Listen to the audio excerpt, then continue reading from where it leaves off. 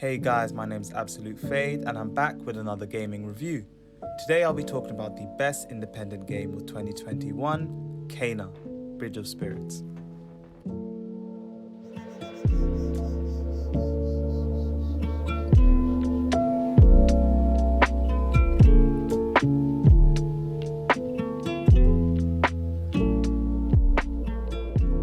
Cana is a young spirit guide taught by her late father to help send spirits with negative connections to the physical world to the afterlife. While searching for the sacred mountain shrine, she meets the young spirits Benny and Saya, who are looking for their brother Taro. Taro was separated from them in the woods surrounding their village during a catastrophic event that devastated their land. This chance meeting sets Cana on a journey to discover who or what caused this event and if the land can be healed after all. Whilst doing this, she must also face the insecurities she has as an inexperienced spirit guide and overcome the barriers holding back her full potential. Cana Bridge of Spirits is a single-player action-adventure game set in a world that largely resembles Bali's tropical climate. As Cana, you will travel across different parts of the world in search of relics to heal corrupted spirits from the village, and as you defeat each boss, you will be shown cutscenes that dive into the background of each of them. The animated cutscenes in this game reminded me of a Pixar film. They were stunning, and the voice acting in this game was phenomenal. The world also looked incredible, and I often found myself slowing down to appreciate my surroundings. The rock creatures are used by Cana to fight and to complete tasks in this game. As you travel, you collect these rock, and they can do several things for you, such as clear paths for you whilst in rock god form, heal corrupted zones of the map after fights, and increase the damage of Cana's abilities.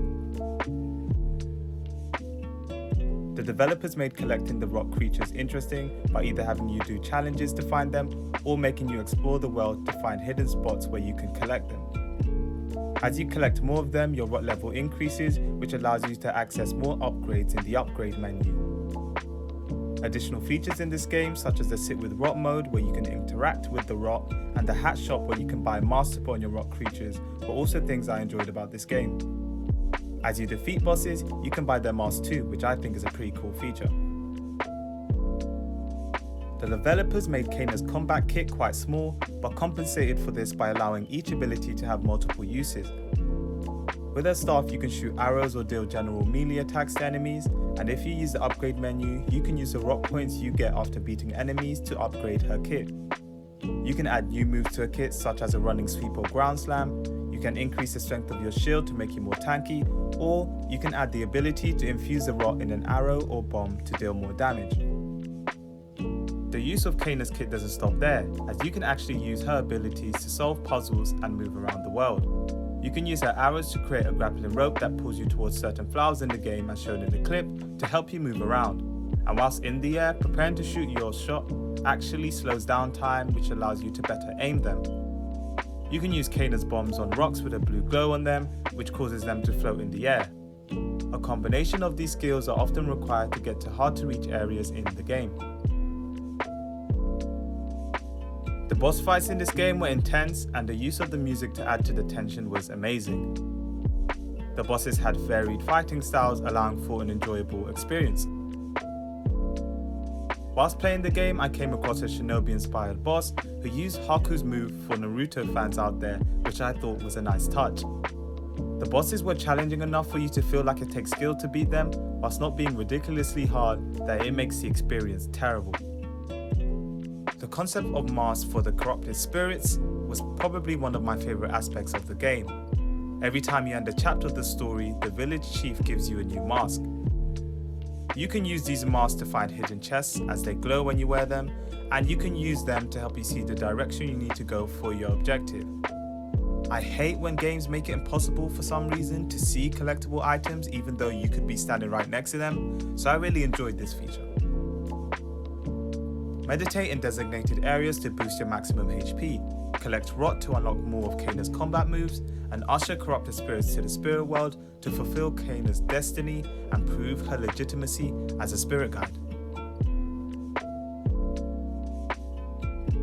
There wasn't a lot I disliked about this game, but there's some little things that I definitely felt could have been improved.